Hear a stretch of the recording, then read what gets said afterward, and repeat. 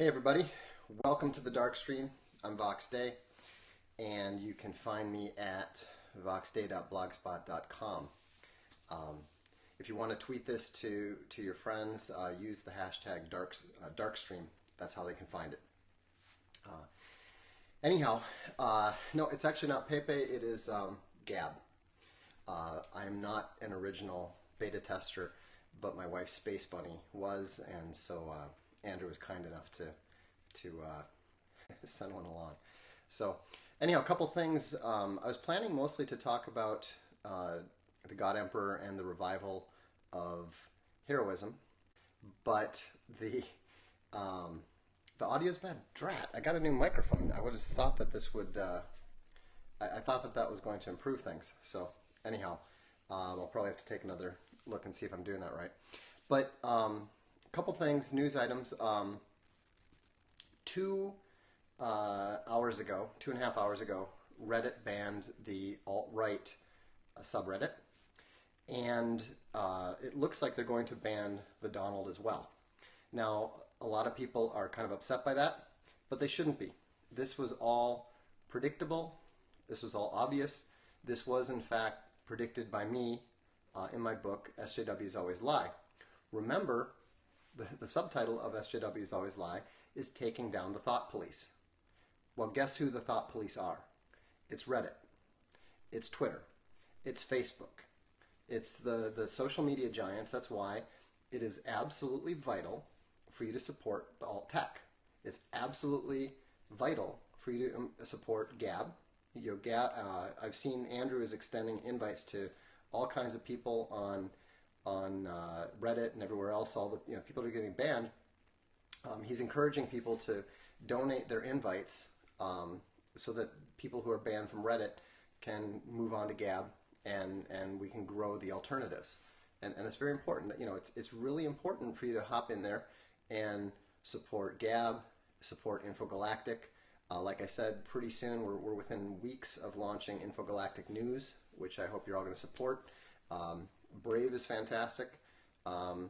And there's going to be, I've heard there's going to be a new alternative to the various funding, the SJW Converge funding sites. I think it's going to be called QuickFund.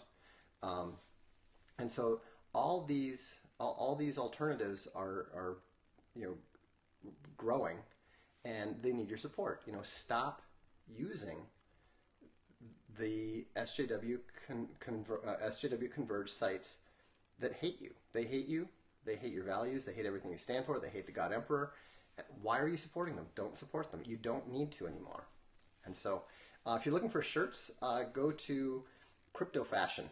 You can look up, if you go to my site, voxday.blogspot.com, look in the left column, you can see that there's shirts marked Dark Lord Designs. The Dark Lord Designs are some of the ones that I come up with, and they've got their own shirts as well. They're really good quality.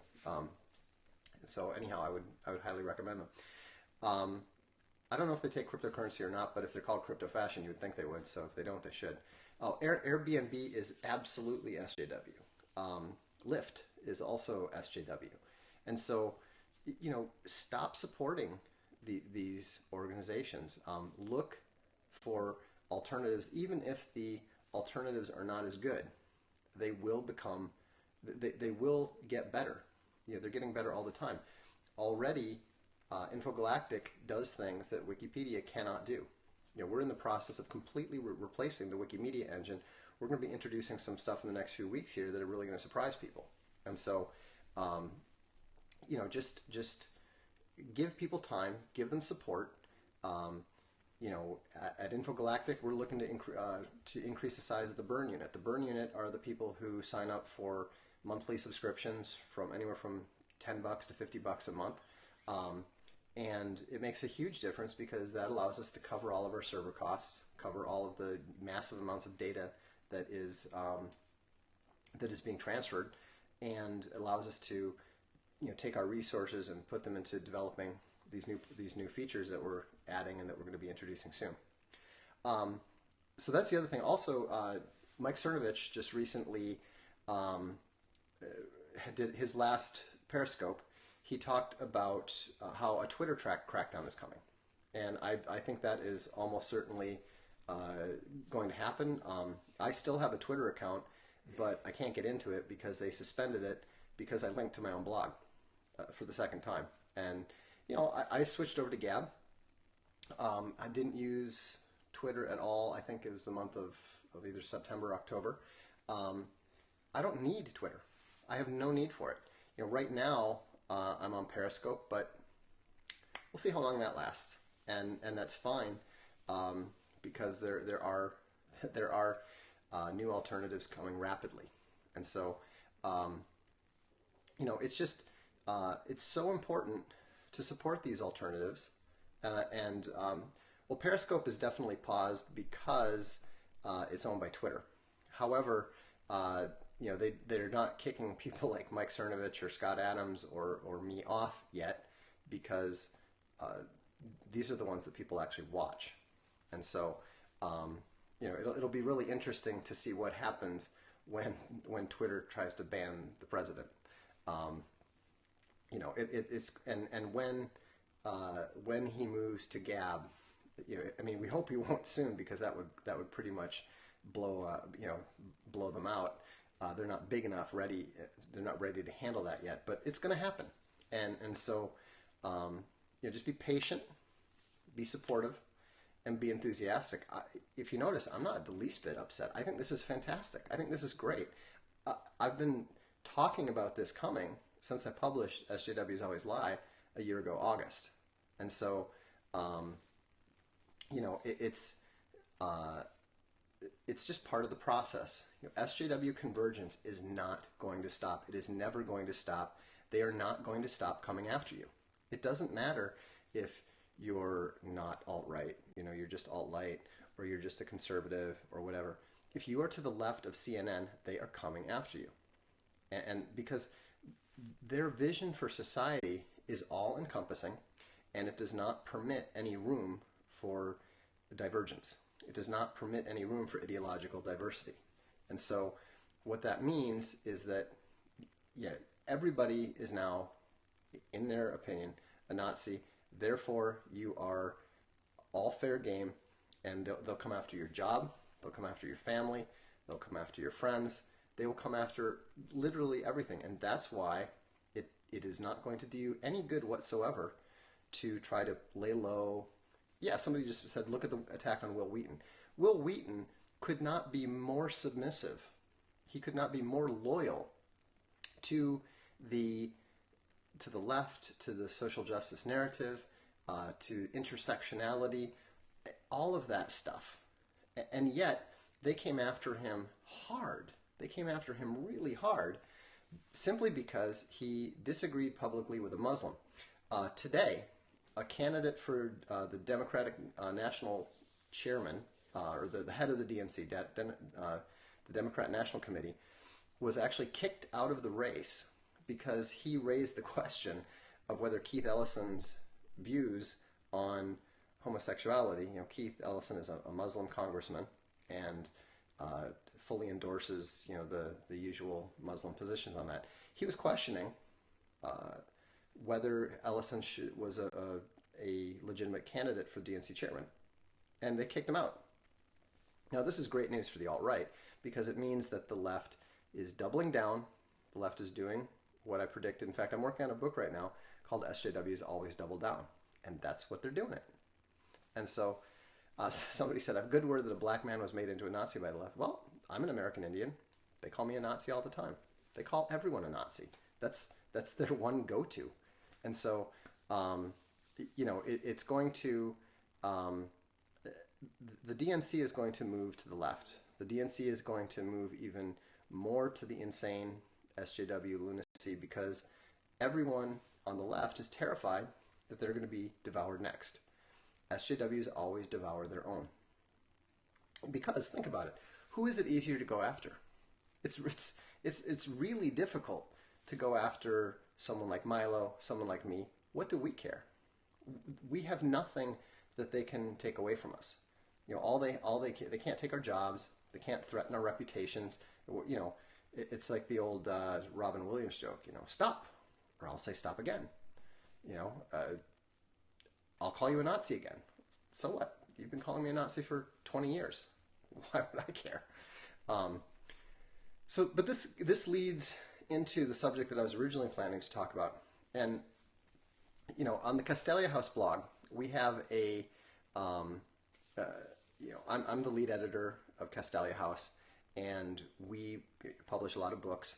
But we also have this very interesting blog. We've got 25 different bloggers. They're war gamers, they're RPGers, they are authors, they're book reviewers, and it's a really good mix of people. And so, but the one thing they all have in common, not everybody is right wing, certainly not everyone is alt right, but everyone is anti SJW. And so, you get a lot of interesting perspectives. And one of the things that was interesting, I was reading today, is one of our new guys. You might know him as Daddy Warpig, but he's a new blogger there, and he's contributing. And he wrote this really interesting article that was talking about the way that Star Wars had destroyed pulp, or taken over pulp. And what he means by pulp is he means the stuff before the 1950s, before the Campbellian science fiction revolution. And what he pointed out, and I'd never thought about this, is that before the Campbellian revolution, there tended to be a lot more heroism.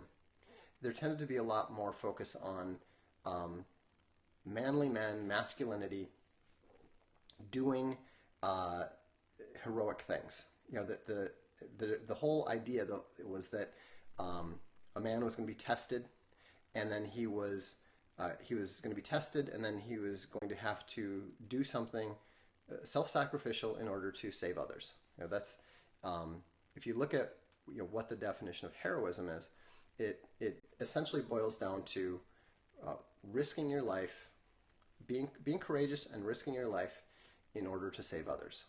And and heroism therefore is based on love. Greater love is giving your life for your brother. And so heroism is loving someone or something enough to be willing to sacrifice your life for it. Now, the reason this struck me is I was recently reading a fantasy novel by a guy named Dave Duncan. And it's not a bad book.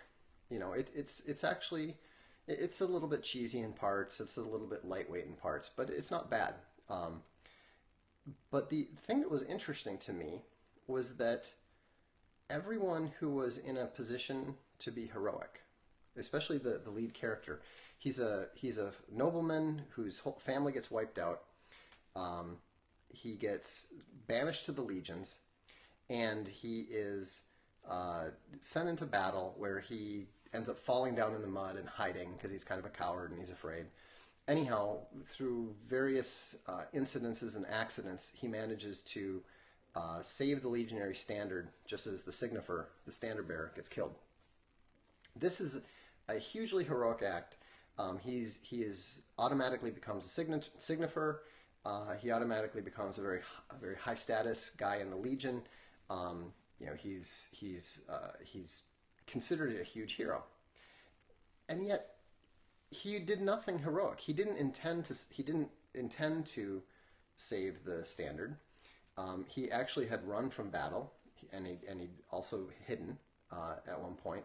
So here you have this accidental hero. Is that starting to sound familiar? The accidental hero is the modern fantasy and science fiction writers' way of removing heroism while keeping the trappings that are required in order to tell the story. And so, because here they need to put him in a position to do something. Well, how does he get from one position to the other? He needs to do something heroic, except for the fact that he's not a hero. The writer doesn't want him to be a hero. The writer is probably a scrawny gamma guy who's never taken a punch in his life, never fought in his life, never had to stand up for anything in his life. So he doesn't have any understanding of heroism at all. And we see this again and again and again. It's more than the reluctant hero. Aragorn in the Lord of the Rings books is a reluctant hero. He knows he's the blood of Numenor. He knows that he is responsible for standing up to Sauron, and in the books, it's a responsibility he embraces. He doesn't want to be king. That's the thing. He doesn't want to be king, but he knows he has to.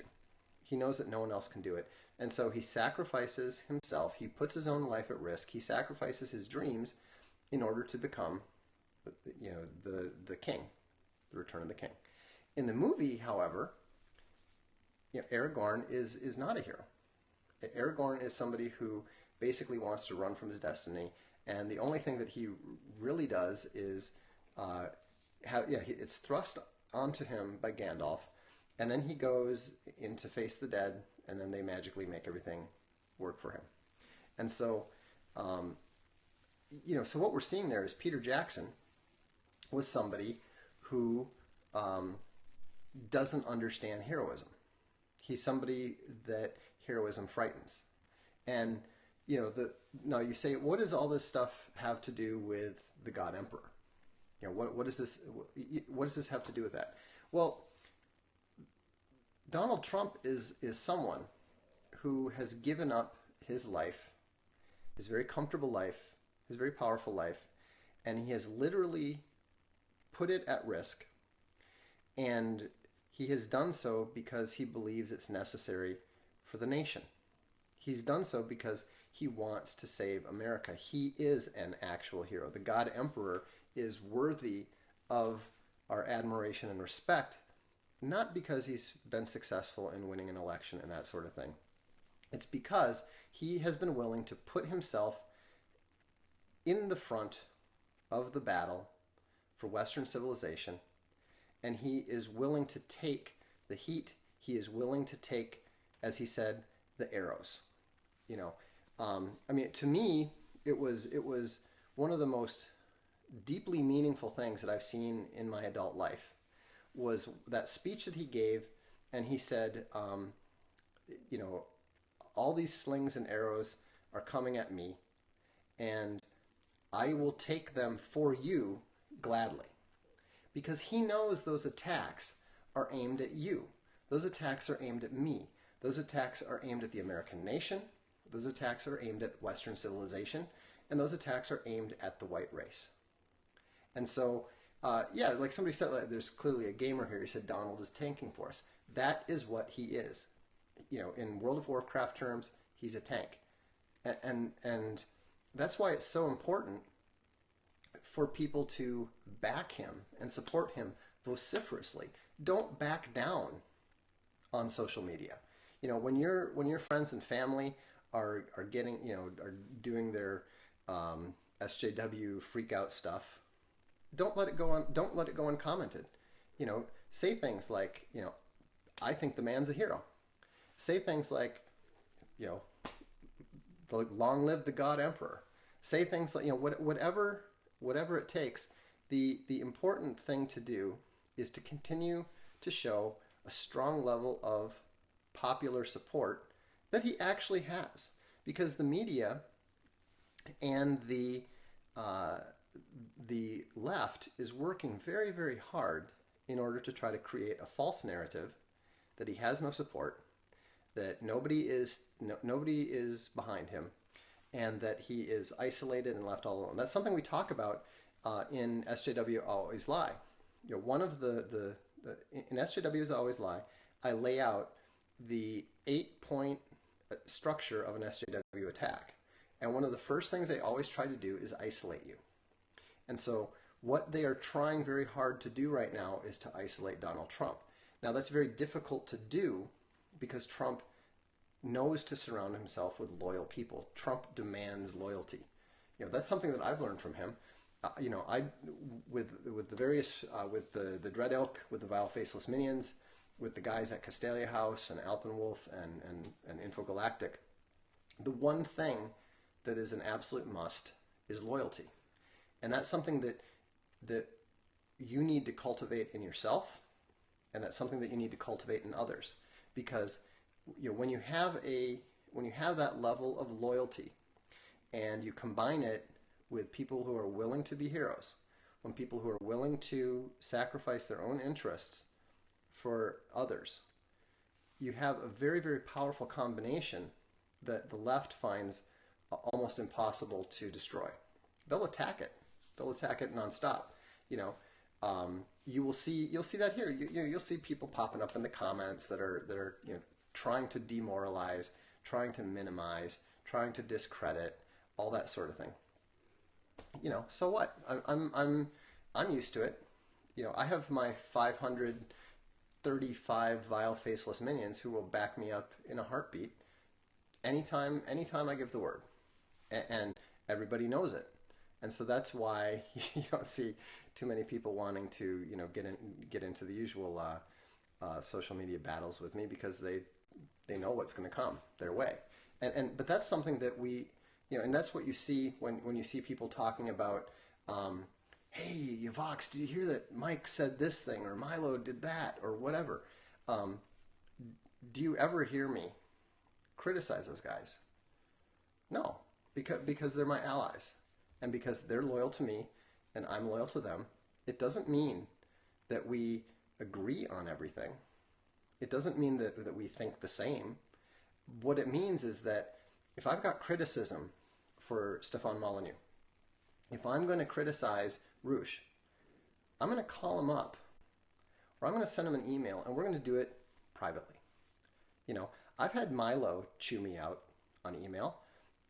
I've had Mike tell me that I'm being a pussy about stuff, and he was right.